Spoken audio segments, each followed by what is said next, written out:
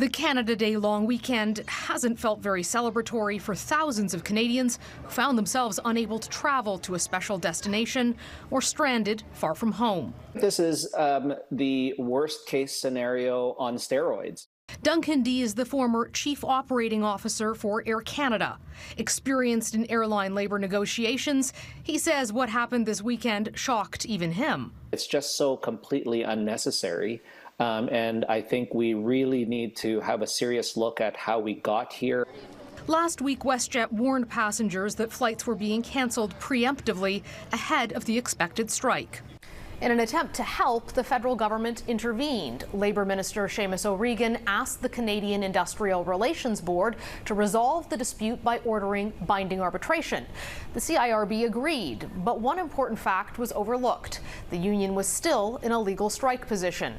In a highly unusual move, the board pointed that out publicly, and the union went on strike. You ended up with a complete breakdown of the process that the minister had laid out. Critics say the minister should have known the law better, and the government should have avoided inserting itself. This has been very poorly handled by the government, in that the government stepped into labor relations where it had no business to step in. I think Ottawa needs to get its act together because, you know, who knows? They could have actually made the situation worse than it needed to be.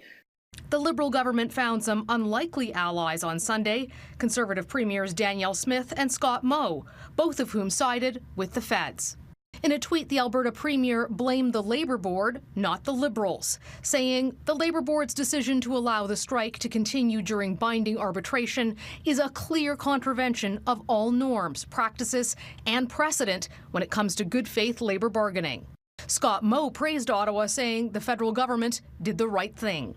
WestJet CEO blames what he says is an aggressive union with American interests, a view senior government sources share. Now the government must strike a political balance. While it has supported unions in strike action in the past, it's now being faced by thousands of angry Canadians who are losing money and having their summer plans disrupted.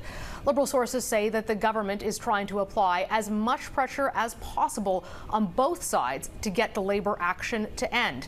They're hoping that they can do that short of legislating the union back to work. Neithu?